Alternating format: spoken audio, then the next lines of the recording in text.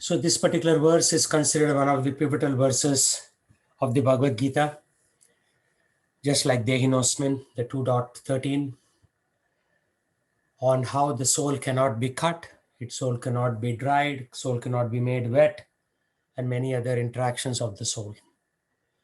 So let's start off with the Sanskrit. Nainam chindanti shastrani. Nainam chiddanti shastrani.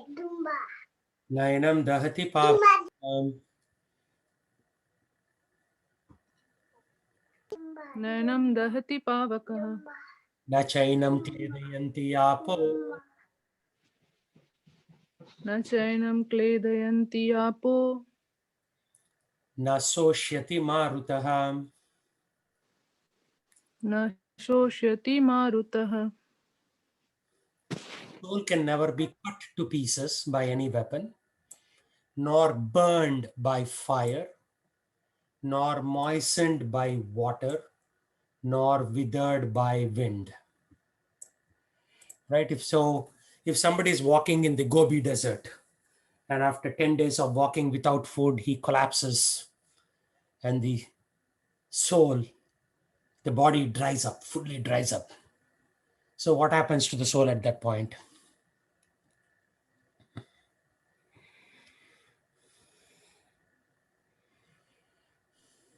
Nothing. Nothing. Yeah, it will not be affected. Right. So if somebody is fishing in Lake Sammamish, boat sinks, and he sinks along with the boat,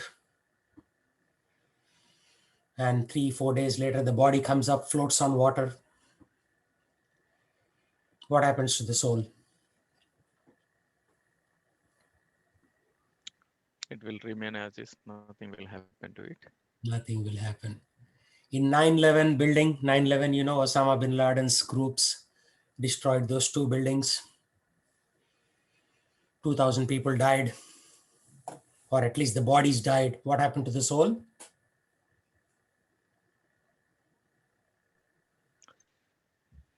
Same. Nothing would have happened to the soul. Nothing happened to the souls. Yeah.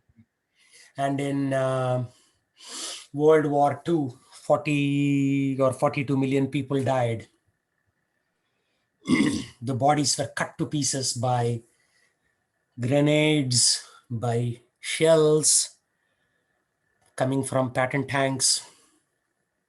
So what happened to the soul? Nothing would have happened to them. It would have just taken another body. Okay, very good.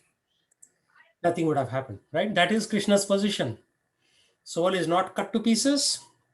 Soul is not burned by fire, no matter how strong the fire is.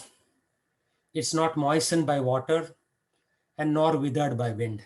So what does it tell you about the soul? Like when the planes attacked 9/11, the Twin Towers in New York City, and 2,000 people body got mangled in that concrete. So what does it tell you about the soul with all the heat?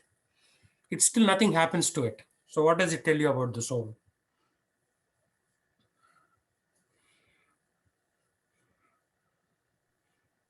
Like it doesn't react to anything, or it has no reaction. Yeah, it doesn't have reaction.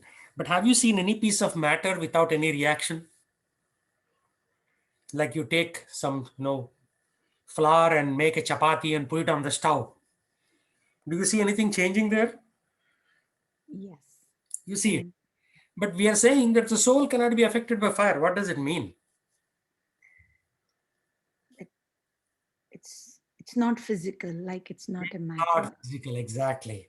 It is spiritual. It is not physical. I mean, it still has dimensions, but it cannot be affected by heat or cold or by water or sunlight or some kind of drying mechanism. If you put it in the oven, it won't dry up. Whereas if you put a pizza in the oven, first you'll have pizza. And if you leave it for a couple more hours, you'll have black rock.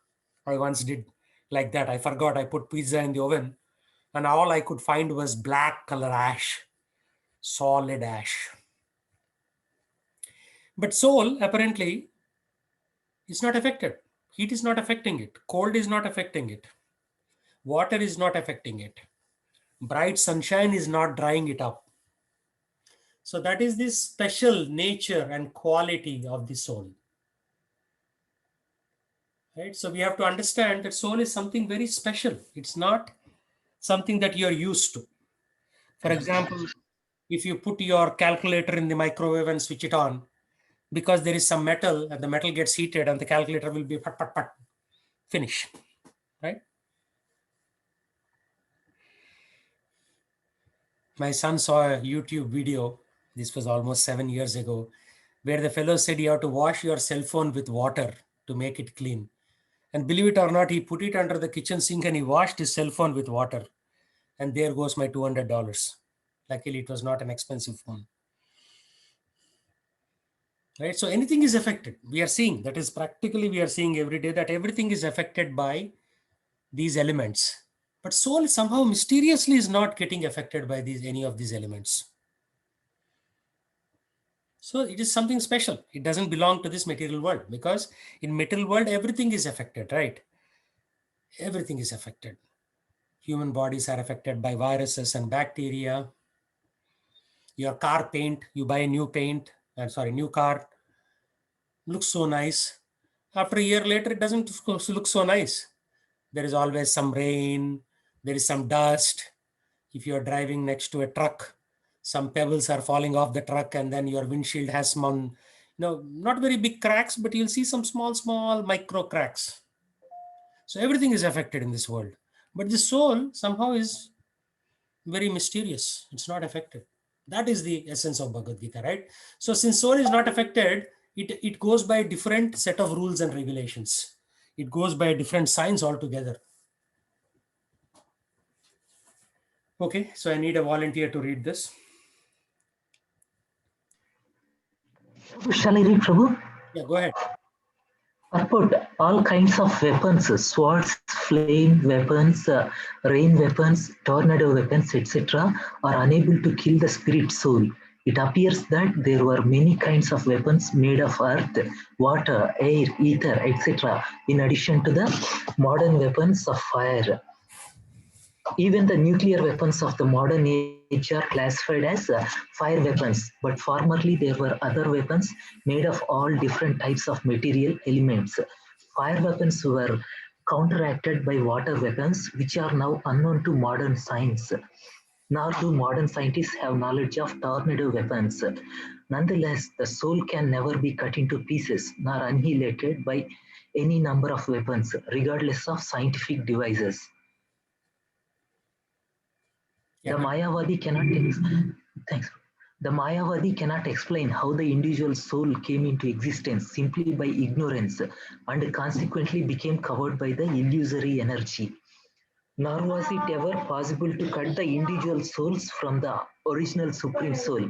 Rather, the individual souls are eternally separated parts of the Supreme Soul. Because they are atomic individual souls, eternally, Sanatana, they are prone to be covered by the illusory energy, and thus they become separated from the association of the Supreme Lord, just as the sparks of a fire, although one in quality with the fire, are prone to be extinguished when out of the fire. In the Varaha Purana, the living entities are described as separated parts and parcels of the Supreme. They are eternally so, according to the Bhagavad Gita. Also, so even after being liberated from the illusion, the living entity remains a separate identity, as is evident from the teachings of the Lord to Arjuna. Arjuna became liberated by the knowledge received from Krishna, but he never became one with Krishna. Yeah. So there are two concepts. One is the non-destructibility of the soul. Prabhupada talks about various weapons. All of our modern weapons are fire weapons, right? When you fire something from the gun, it goes with high speed and it's very hot. The bullet is very hot. But there were other kinds of weapons in the Mahabharata war, rain weapons. When you launch that weapon, it would create rain. Then there were tornado weapons. Means it would create an artificial tornado once you release that weapon. So tornado weapons are very effective because just like a natural tornado can wipe out entire cities, pull out the roofs. just like we saw in Hurricane Katrina, and also 3 years ago in 2017, we had a big tornado on Miami. I was there at that time. I had to take a flight and immediately get out of the city because everybody is running away in the fear of the tornado. Why? Tornado is more dangerous than flame weapons. It'll wipe out everything. It'll just come, it'll just lift everything in the air, and then they'll spin it in the air and throw it in some other part of the country. Like you see Kansas City, there are a lot of tornadoes. And you should see after the tornado pictures, all the houses are breaking as if like toys, right? They're all broken to pieces. So all these weapons cannot kill the spirit soul. That's the point that is made. The second point is Mayavadi. Anybody know what a Mayavadi is?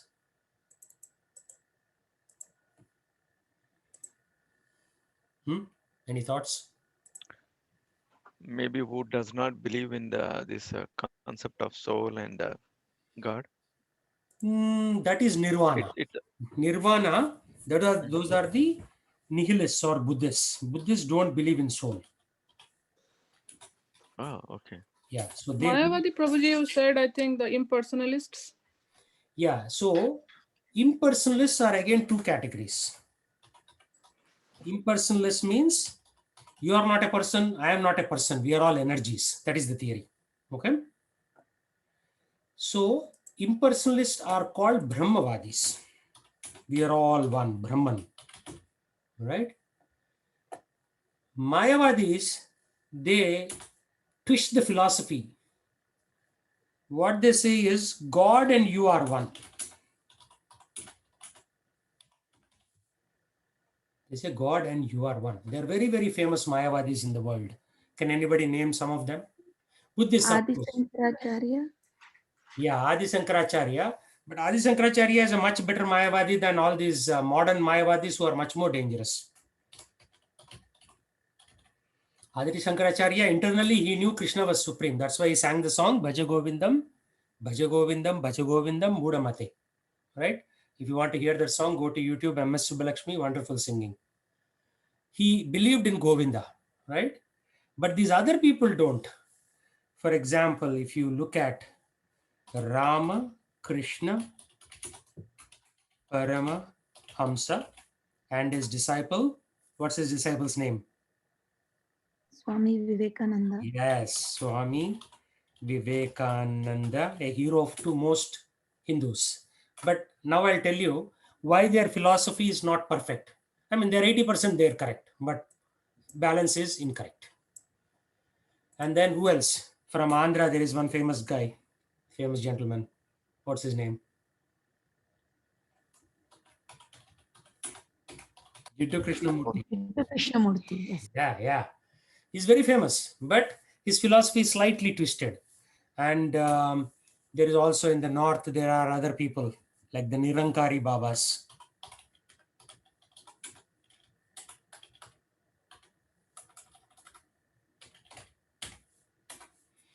And who else? Autobiography of a Yogi. Who wrote that? Swami. Paramanand, something. Paramananda Yogi or something like that, right? Yeah, Paramanand. Paramananda Yogi or something like that. Yeah. Okay. So these are all heroes for any Indian. Then why are they Mayavadis? Because they say that God and you are one. Right? So that is the point Swami Prabhupada is trying to defeat here. Arjuna did not become liberated by knowledge, but he became liberated by knowledge, but it never became one with Krishna. Do you ever see Arjuna and Krishna becoming one? No.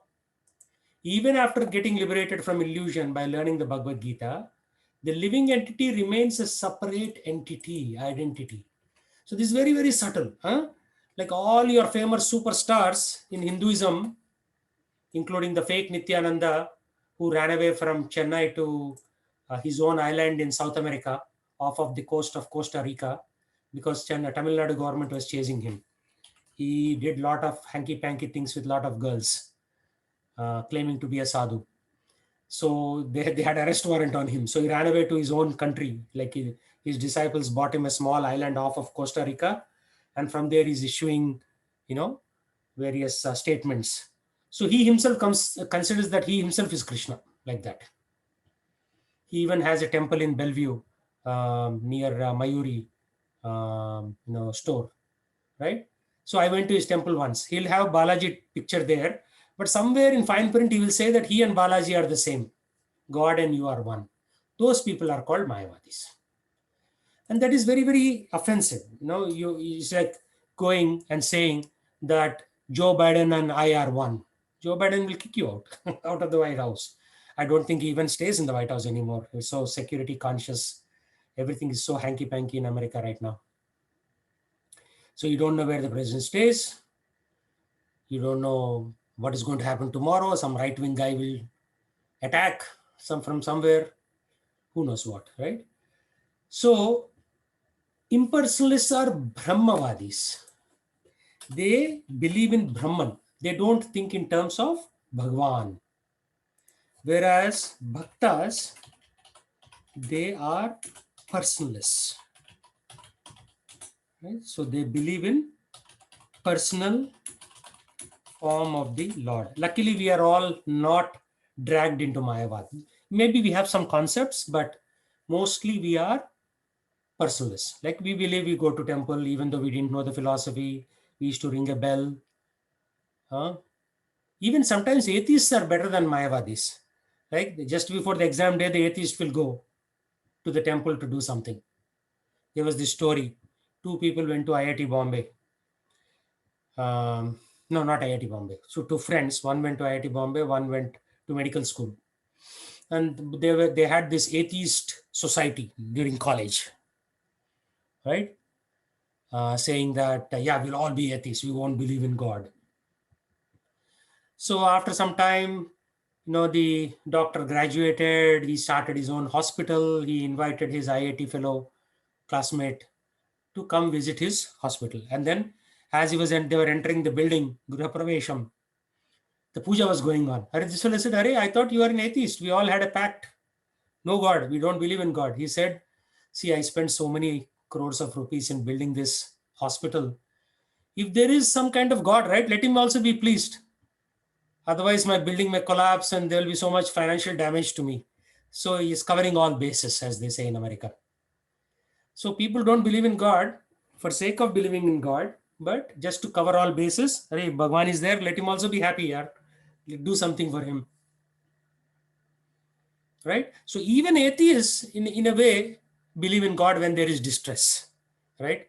When somebody's wife has cancer. For example, this big guy, he put a new contest. He said, I'll give $1 million to anybody who tells me what happens after life. His name is, I think, Bigelow.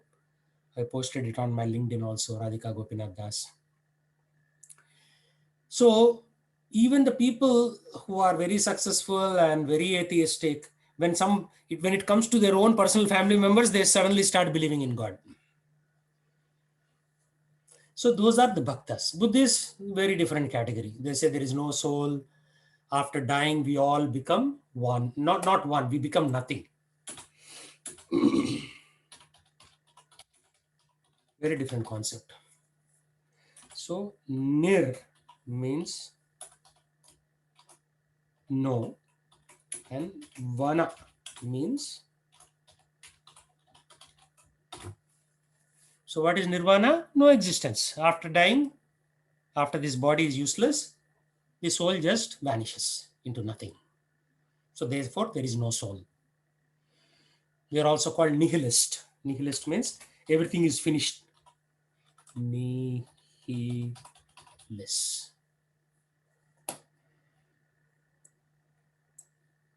So these people are very dangerous.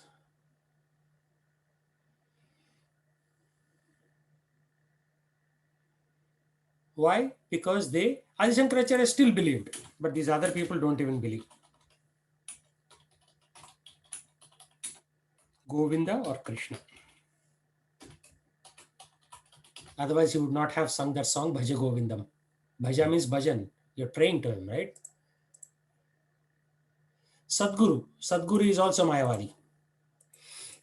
He has got a lot of following.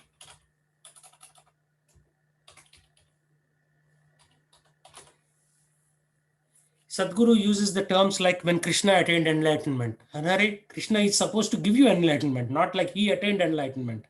So that's another way of saying that Krishna is also on your platform. He's nothing special. Sadhguru has lakhs and lakhs of disciples, hundreds of thousands of disciples, because he doesn't ask you to do anything. Right? So just because in the devotional line, in the parampara, we ask you to like give up bad habits, chant Hare Krishna, follow so many rules, people don't like it. Sadhguru has very few rules. Of course, because the Mayavadis are also in the same line, that's why they ask you to like do the good things, like wake up early in the morning, recite mantras. But their goal is very different. They want to become God themselves. Right? Actually, there's one more category here. There's Brahmavadi, right? Then there is yogis. So what do yogis believe in?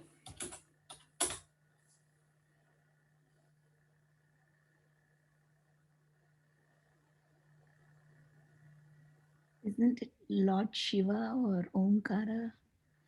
Yeah, Lord Shiva and Omkara, but how is their liberation? What do they believe in? Paramatma. Paramatma, exactly. Yeah, Paramatma. So all these are different claims. They all come from India. It's just because something is coming from India doesn't mean that it's all pure devotional. But then there is this guy called Mahesh Yogi, who again comes in the category of Mayavad. You know the Mahesh Yogi? At one point, they had 10,000 people all over America. They had big university. Mahesh Yogi, even today they give MBA degrees and all that. So they forgot this whole concept of devotion, and now they're doing teaching, giving you MBA degrees, medical degrees. So if you want to get a good medical education, you can go there. But if you want spiritual education, don't expect much from them now. But Sadhguru believes in Shiv, right, Prabhuji? Yeah, he believes in Shiv. He, as I said, he believes in a lot of things, chanting mantras, waking up in the morning. There are YouTube videos where he says, wake up early in the morning, 4:30, which is very important for spiritual progress. But the point is, they don't give Krishna the supreme position as absolute personality of Godhead. Right? Even Ramakrishna had a vision of Ma Kali. Yeah, that's fine. There's nothing wrong with that, but he doesn't acknowledge that God is something superior. He doesn't give that specific position to Krishna and Rama as the supreme personality of Godhead. Right? So all these people are very powerful, don't get me wrong. Otherwise, they won't be there. They have done penances for 30, 40 years to get all those powers.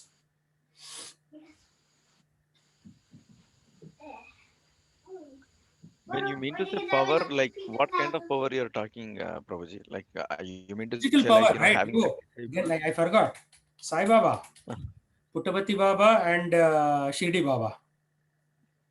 So we have But two then, Sai Babas, right? but these like example, Sai Babas, they never claim themselves as God, or like they well, like example like Shirdi Sai Baba says that I'm not a what to say Baba or something. I'm just a Devaduta, or like I'm just a uh, me. I'm not able to recollect that word. I'm sorry.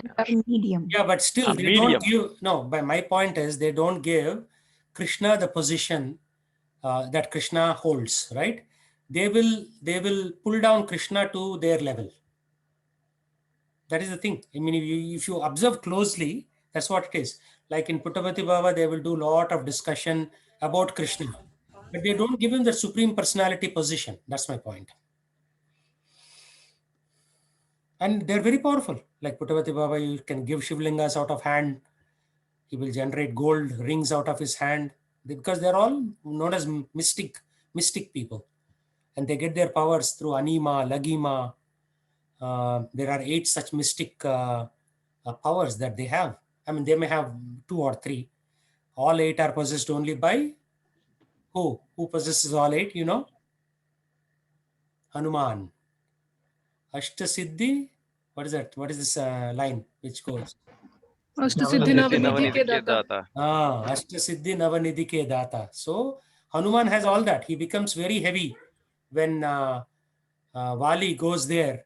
He takes the form of a small monkey and he says, "I'm too old. Can you move my tail?"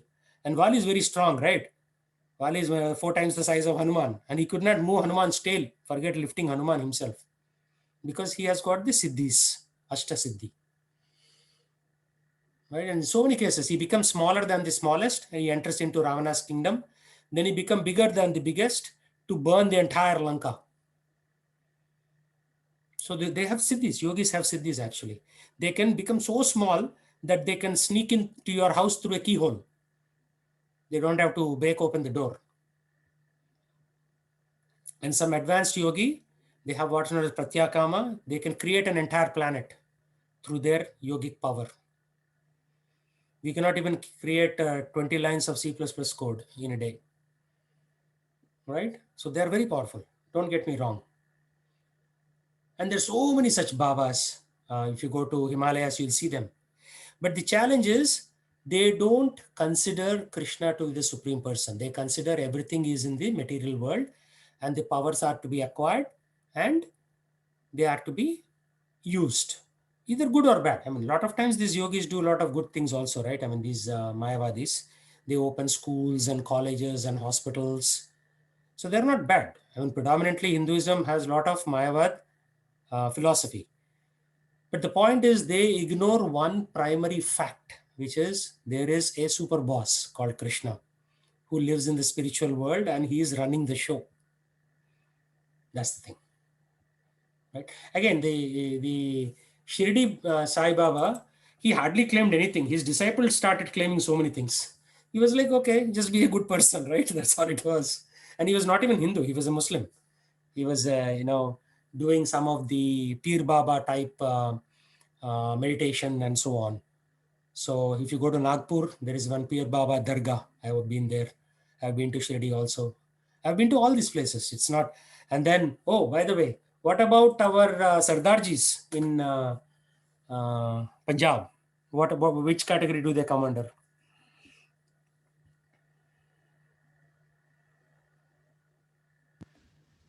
Guru Nanak Dev. Yeah. So they started out as devotees, like Guru Nanak was in connection with Jagannath Puri, and he supposedly also transacted and communicated with Chaitanya Mahaprabhu. But then they deviated. They went into Mayavad. They started out as devotees, but then went into Mayavad. And it was very necessary, right? The Muslims were beating them right and left.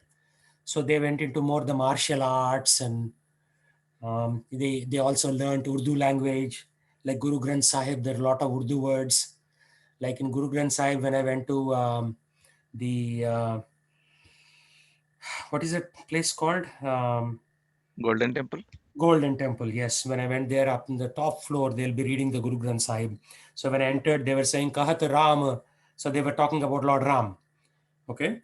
So they believe in all these things, but they don't give the darja or the position to Krishna as the Krishna or Ram as the supreme personality of Godhead. Right. So Mayavad means they don't give the Lord the same level that he has. They'll pull him down to human level. That is the challenge. So if you say Sikhism, okay, what is Islam? Where does it fit in this spectrum?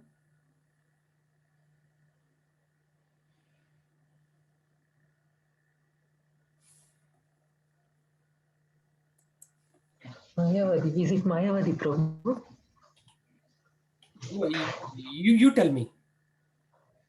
Oh, Yeah. actually, God and you are one. It doesn't fit there for their philosophy. God is only one. That's what they say.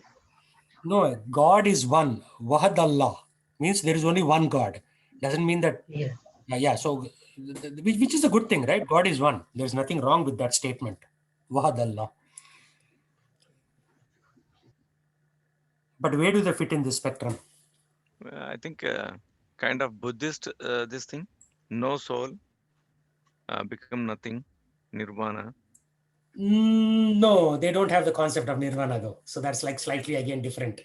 See, it took me Oh, 17, okay. 18 years to understand this. I've been reading the Bible, the Quran. I have visited also, what's that place? The Bodh Gaya, in Gaya. So I have done good amount of research in this topic.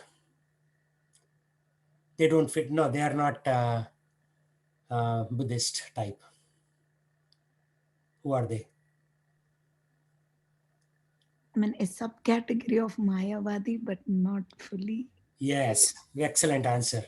Yeah, so the Muslims, they say God doesn't have a form. So they are Brahmavadis. Okay? But they are not bhaktas. They don't pray to Lord as a person. Although in Quran it says Khuda hai arsh. Arsh means throne. So Khuda is sitting on the throne. Then I asked one Muslim, oh, so Khuda is sitting on a throne, so he has hands and legs? He said, no, no, no, no. Khuda doesn't have hands and legs. So what is sitting on the throne? I asked him. He didn't have an answer. Right? I didn't argue with him because otherwise he'll say Allah Akbar and cut off my head. Right? So you should never argue. You should understand what's going on.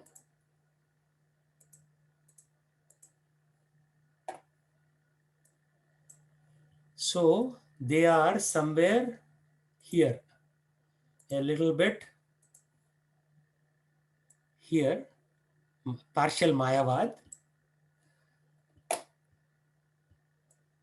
and partial Brahmavad. So I have to change this diagram so that they will fit in. So they are not yogis. So we should put yogis slightly higher in the list.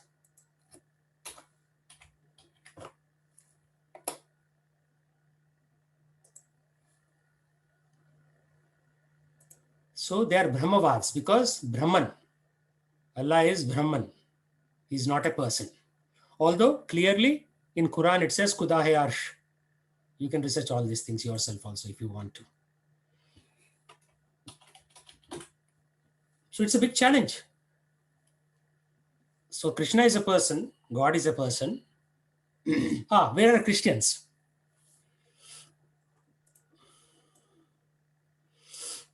Where are Christians?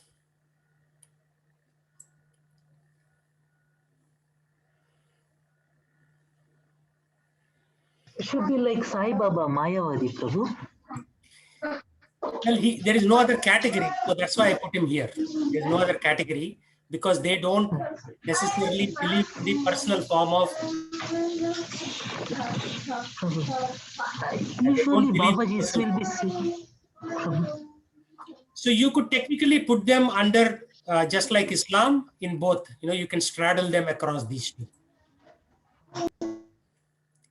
Because they are at the morality platform, right? Don't lie, don't steal, that kind of thing. But they don't really give Lord a personal form, right? They consider themselves God once you are liberated, like that. Because, when I was young, I used to go to the Puttaparthi Baba's events and all that. So I know their philosophy also, right? Okay, now Christianity. That's the predominant religion in the world. Where does it fit?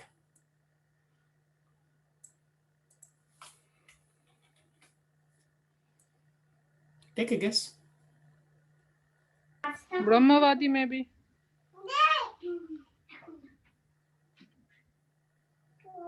This is like a video game now. You have to tell me where it goes. It is Mayavadi. No. I mean, partially yes, but that's not the predominant. Bhaktas and Brahmavadi in between. Yes, you're right. Because what did Jesus say? O Father in heaven, hallowed be by thy name. So they are actually into chanting of the mantra for the Father. Of course, modern Christians are, I don't even want to say what they have become, but the original Christians were both Bhaktas as well as Brahmavadis.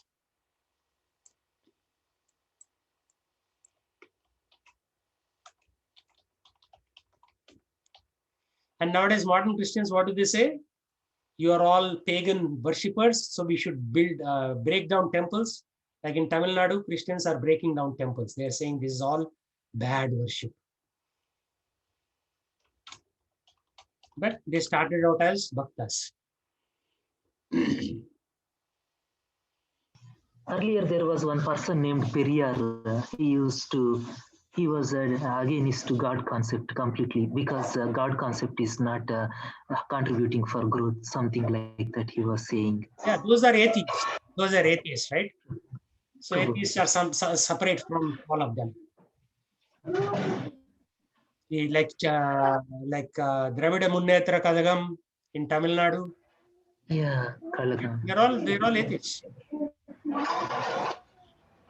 I don't even want to talk about them.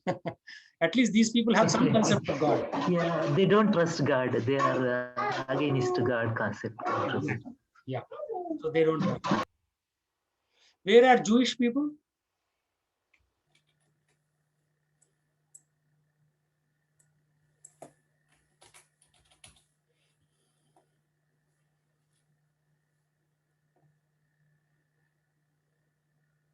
Where are Jews? You know this answer. You're just shy, that's all.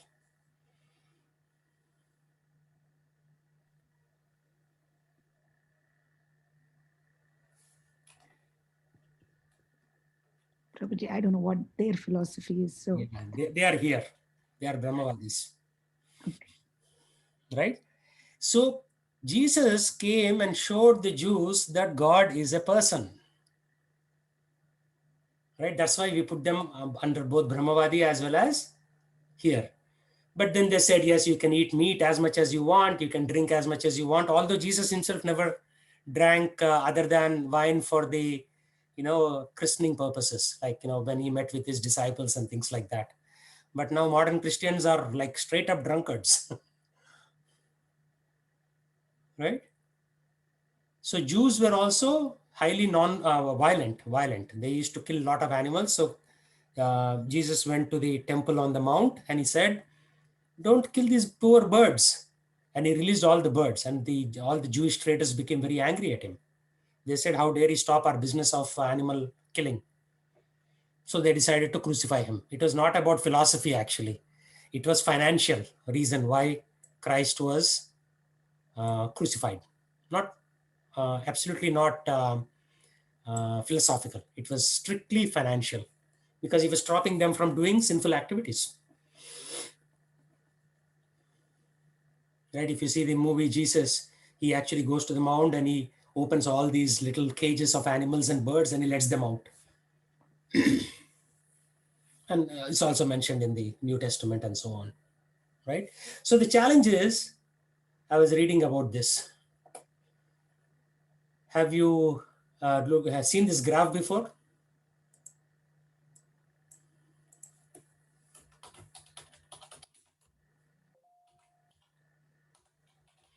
Two scientists called Denning and Kruger came up with this, design.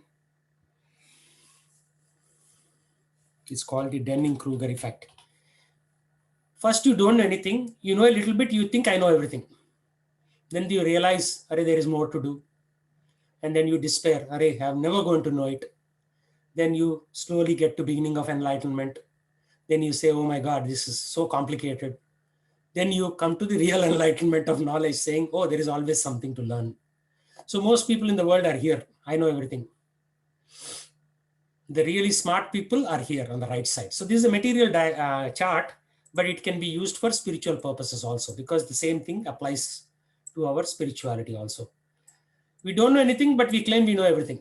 That is 99% of the world. And this is one more variation of that. In the previous chart, where do you think we fall, Prabhu? I mean, like, not you, we, I mean, like, the participants of this session. I don't know where you fall. Maybe your realization that there is more to this, and that's why you are coming and attending the classes. You're definitely past the stupid phase because you want to learn something, right? But Yes. vast majority, right? They'll keep on arguing. They'll keep on arguing. I know everything. This is not how it is, and they will fight. And you should not fight with them because they might get violent.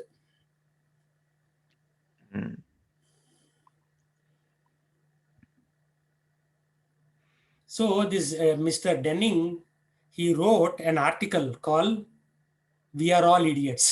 The title of the article is "We Are All Idiots." He says that everybody is an idiot in this world because we think we know everything. And then this middle section, right? He calls the hazardous zone. Because what happens? Then you think that you know everything and you cause so much damage in the world.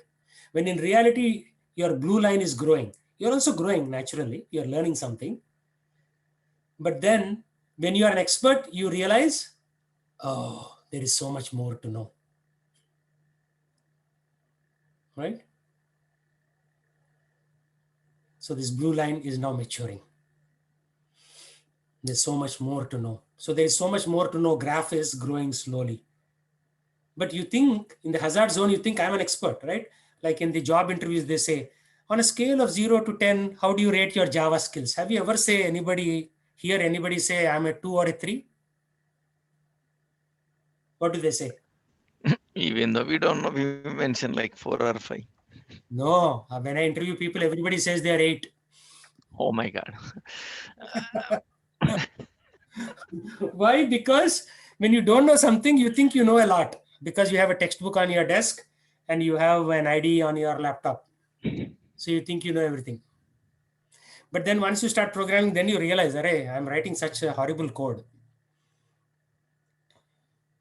Then the reality sets in, right? So that is why there is so much foolishness in this world. So Christians are also Jews, right? So their guru, Jesus, came and taught them that there is some superior force called God. It's not just about killing animals and partying all the time.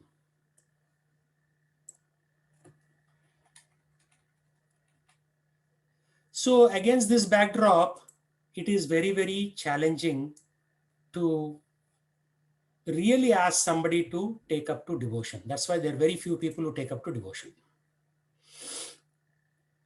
So we maintain our separate identity even after liberation. Even after liberation, we are separate. That's the key point Swami Prabhupada is saying. Whereas Buddhists are saying there is no liberation because you become nothing. Yogis are saying once we see the Paramatma in the heart, job done. Brahmavadis are saying is everything is Brahman. Mayavadis are saying you and God are the same. You hear their lectures, Mayavadi lectures, they'll confuse you. Slowly they will tempt you to think that you yourself are God. Like this fake Nityananda in Bellevue, of course, Bellevue has only one temple, he has many around the world. He said, I'm not saying I'm God, I'm saying you are God. That was his lecture. So they will confuse you. And if you start thinking you are God, then why do you go to doctor to get cured? Why do you go to dentist? Don't you have headache and neck ache and backache? And how come you're God? You're not God. By definition, God is superior to you. Right? So we have to be very careful.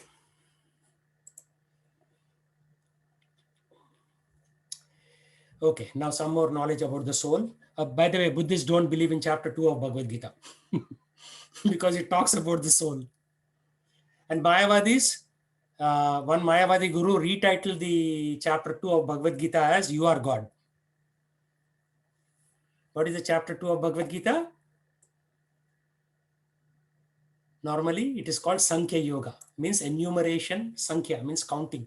Counting of the different things like soul, super soul, elements, the Panchamahabhatus, the 5 senses, Indriyas. So from Sankhya Yoga, he changed the title to You Are God because that is what his agenda was. And what was Mahatma Gandhi's agenda? Anybody know? Where does he fit on this spectrum? Ahimsa paramo dharma. Yeah, ahimsa is only one small fraction, but where does he fit in this whole spectrum? Brahmavadi maybe.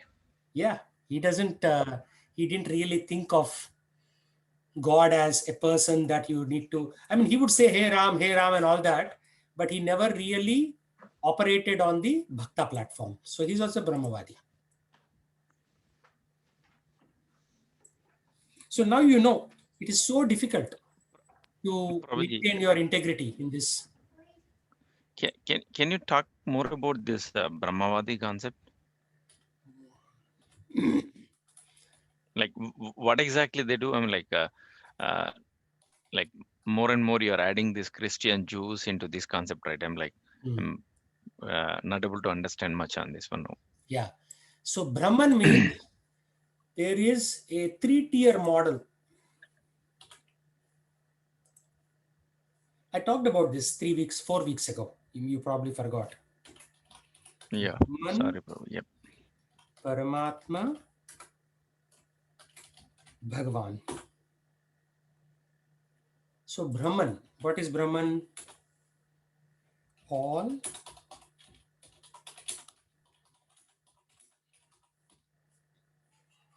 of God. Paramatma, God is localized in heart. Bhagwan is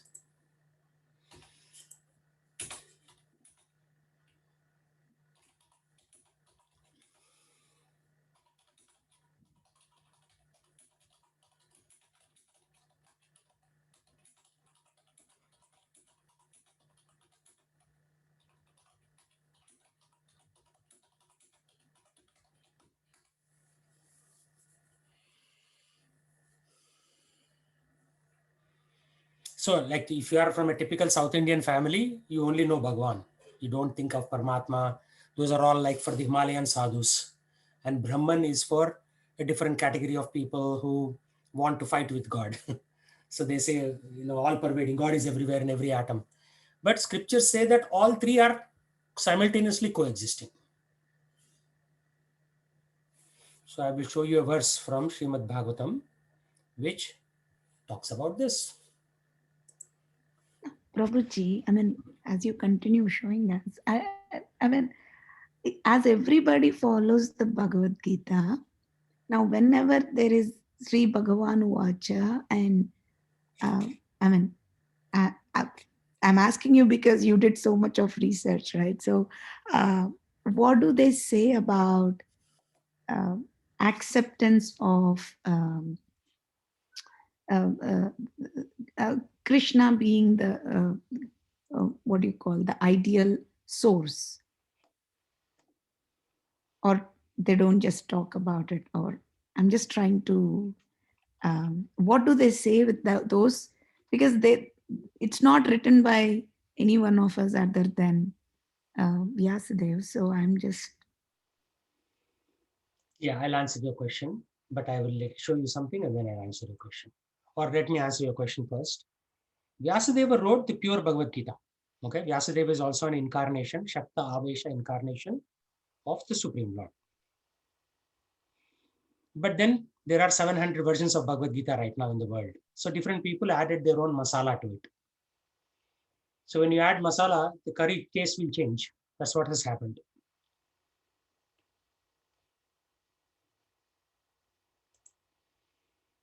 Right? So Gandhi added his own masala to use Bhagavad Gita for freedom fighting.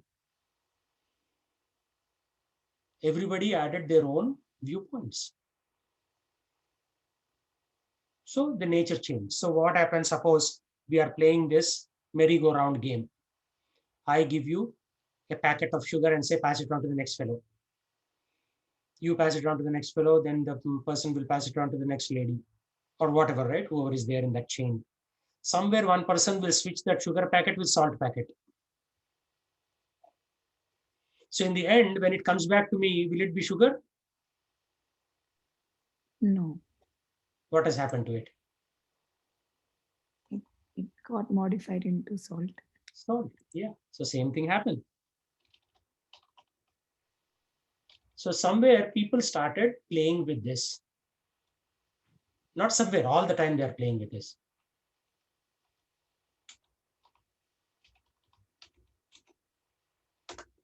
So when you play with it for a very, very, very, very, very long time, then you end up with modern religion. Modern religion is just be good to your neighbor, then you can do whatever you want to do.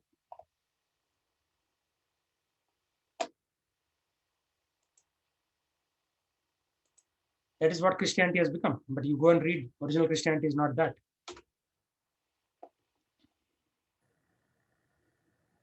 So this is the verse 1 to 11.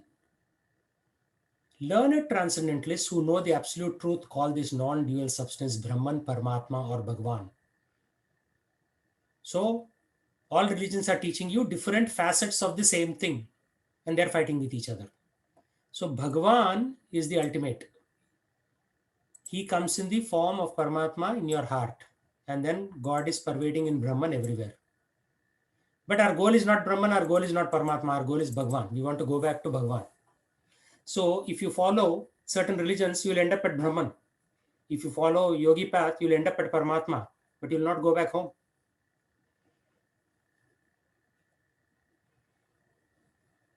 See what Swami Prabhupada says. Brahman, Paramatma, and Bhagwan are qualitatively one and the same.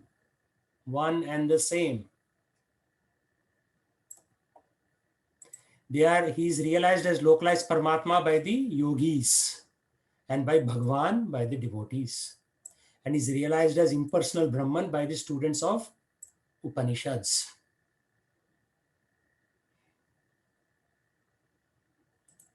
So although I give a lot of benefit of doubt of Christians, Jews being in the impersonalist Brahmavadi, they are like very elementary students.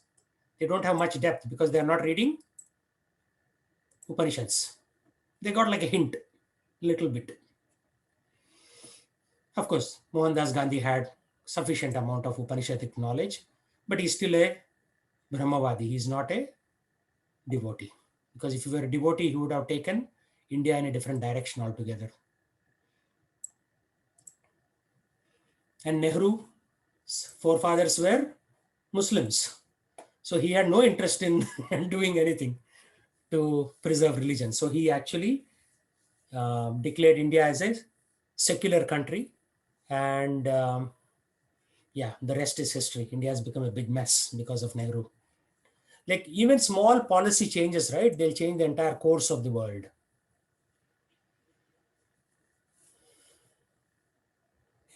What Trump did will be there for at least 8 years in America. So nothing will change overnight. What Obama did, like legalizing abortion, even late state abortion, like 7-month baby can be killed in the womb. He legalized that. And that will also stay in the country for a while.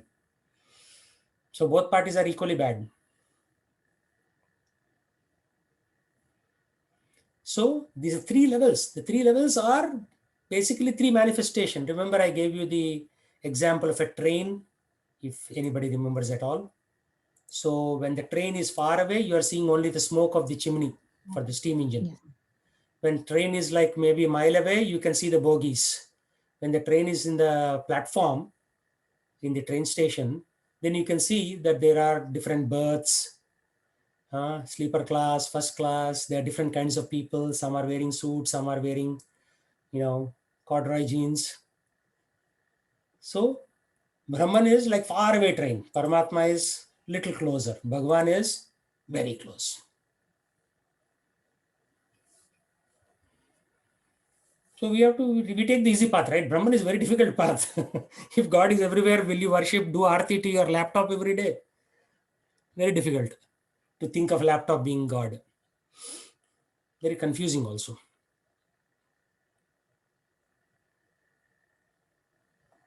So we need to understand these things. Like there's this whole spectrum. Actually, this is a simplified spectrum. If you really look at the spectrum of activities, there are at least 30 to 40 different gradations of all of these. And even in Bhaktas, there are gradations. Even in Mayavadis, there are gradations. In Brahmavadis, there are gradations. In Yogis, there are many gradations. In Buddhists, there is Theravada and whatever the other Vada, not Vijayavada, but some other Vada Buddhism. So there is a spectrum. That's why how many religions are there in the world? How many? As many as number of people on this planet. Everybody has their own flavor of Christianity, own flavor of Islam.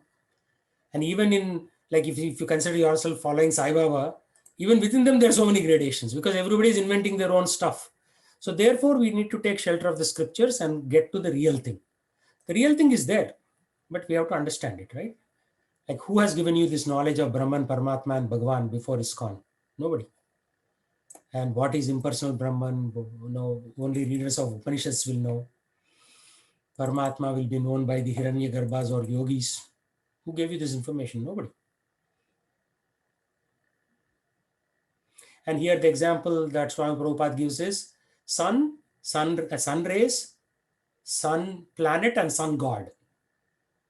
All three are similar, but sun god is more powerful. He is driving the planet. The planet is more powerful because it's huge, but sun rays are also powerful. If you put some things to dry, clothes in the backyard, in 4 or 5 hours they get dry. How? Because the sun rays are very powerful. All three are powerful, but sun god is super powerful. So these Brahmavadis, they are just licking the bottle of honey, right? Is honey sweet or salty?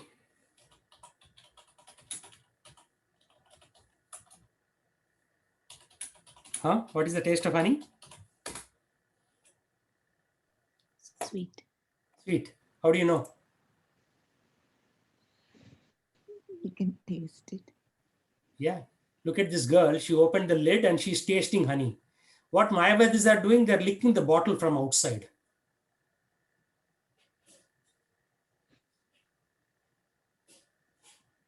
No matter how much you lick the bottle from outside, will you get the taste? No. No. No, that's the thing. So this philosophy is very simple actually. There is God. Different people are seeing him differently. But to get real taste, you have to do the real thing. You cannot just do some shortcut. That is the point. So to get the taste, real taste, then you have to put the effort of opening the bottle and licking the honey. Not licking the bottle. Let's see if there is a beautiful picture of somebody licking the bottle itself. Oh, I closed that window. Licking bottle. Will you get taste? No way. Yeah. Now, will this girl get the taste without opening the bottle? No, right? So we have to understand that. I don't think there's a good picture of licking just the bottle. Hey, there's a chimpanzee drinking something from the bottle. Anyway, that was just a little hilarious thing.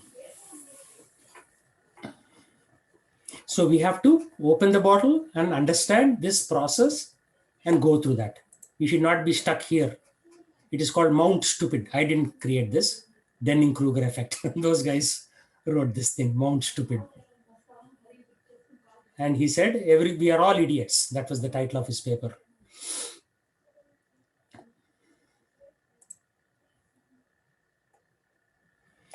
Absolute truth are different perspective views from different angles of vision, right? So people say all religions are one. Ishvara Allah Tero Nam, Mahatma Gandhi said. But that's wrong. I mean, in a way it is correct because God's names are all the same. But all religions are not the same. You are looking them from different angles of vision. You have to come to the real perspective, right? Or the real knowledge. If you keep on looking from a different angle, what will happen? You will never get to the truth. And that's why they say planes to the spiritual world are going empty. Because people are just fighting here. They're not really doing the important thing.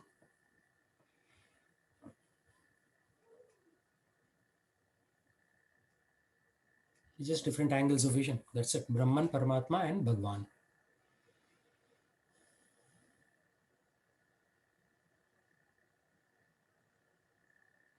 There are 3 different kinds of energies of the Supreme Energetic. There's no difference between the energy and energetic. And there is difference in quality of energies. The energies are qualitatively different. Therefore, there is the sense of relativity. Everything in the world is relative. If you say somebody is beautiful, maybe beautiful in your city, but if you take that beautiful person to a different city, that person may be ugly. Right? So everything is relative. So in the absolute truth, there is no such difference between the knower and the known. So everybody is in full cognizance. Cognizance means knowledge. So any questions there? After this, we'll chant.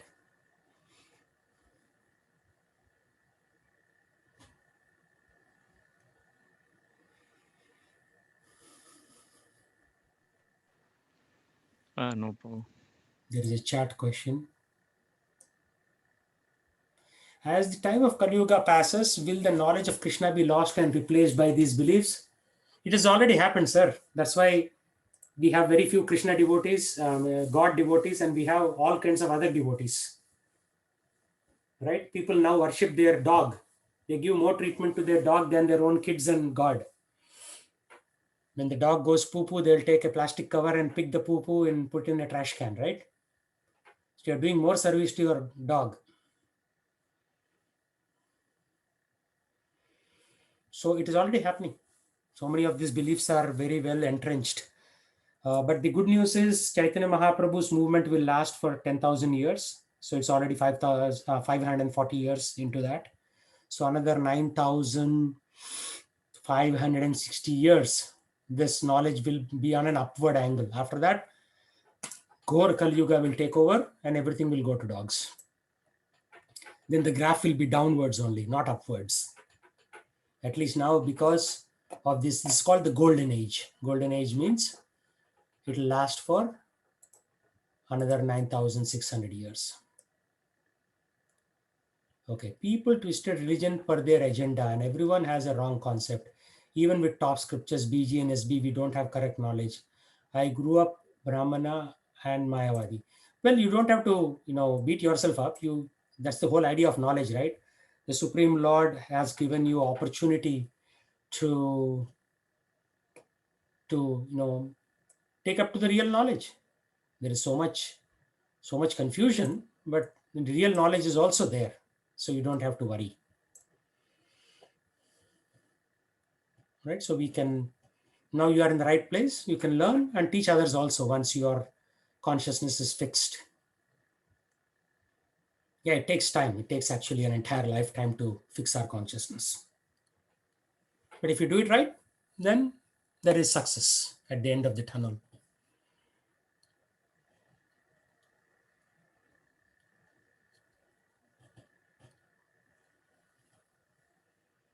Any other questions? So, Prabhuji, do the devotees who worship Krishna at the end of their life, do they realize Paramatma or Lord Krishna, or they believe more in worshipping? If you are a good devotee of Lord Krishna, end of the life, you would go back to Krishna Loka.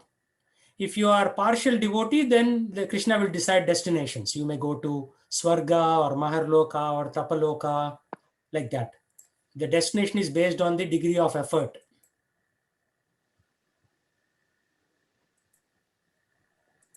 On that note, just a follow-up. Once you go to, this came up from a different topic, but once you go back to spiritual Vrindavan, is there a chance you fall back again? There is always a chance because the soul has the free will. But hopefully you will remember that you had to go through so much pain in the material world that you would never want to fall back again. Right. So why? Okay. There's always freedom. The souls are continuously recycling. No, but Prabhuji, as we have learned so far, only liberated souls go there, right? Whose desires have been, finished, and they Exactly. are Exactly. Yeah. At that point, then you how will can not even desire think of come up coming back again? here. Yeah. It's like this. Srila Prabhupada used this gross example. If you go to the toilet, you quickly finish business and get out. Do you want to stay in the toilet and smell all the aroma? Right. So he says a gentleman would get out of the toilet really quick. So we have come to the material world to fix our consciousness. So let's fix our consciousness and get out as soon as possible. So whether it is toilet in Marriott or Westin or Harrah's Casino in Las Vegas. Toilet is a toilet, right? You have to get out of it quickly. So there are different flavors of toilets being sold on Amazon.com, on Costco.com, Walmart.com, but we should not be enamored by different designs of toilets. Our business is to finish and get out.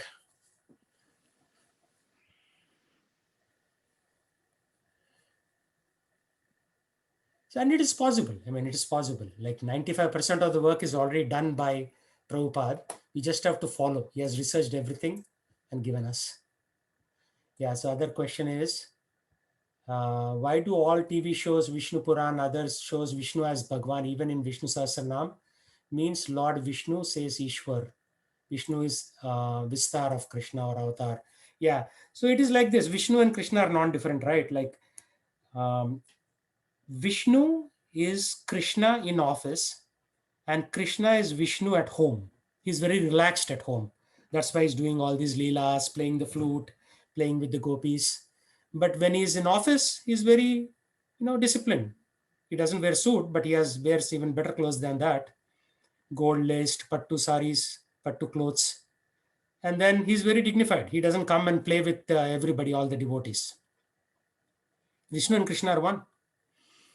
One is in office, one is at home. At home, you are more relaxed. Of course, there is technicality that Vishnu is expansion of Krishna. So there are multiple intermediate stages, right? It's like inheritance and polymorphism in C++. So all the downstream avatars are inherited from the upstream. So Vishnu comes from Sankarshana, Aniruddha, Vasudeva, Pradyumna. And then who come from Rama, and then Rama comes from Krishna, according to the Vedic scriptures. So in that inheritance, Rama has only 94-95% of the power of Krishna. Vishnu still has lesser power than Lord Ram in Ayodhya. Ayodhya, I'm talking about spiritual Ayodhya, not our Ayodhya in Uttar Pradesh, which is a reflection of that spiritual Ayodhya. So they are one and the same. One is in office, one is at home.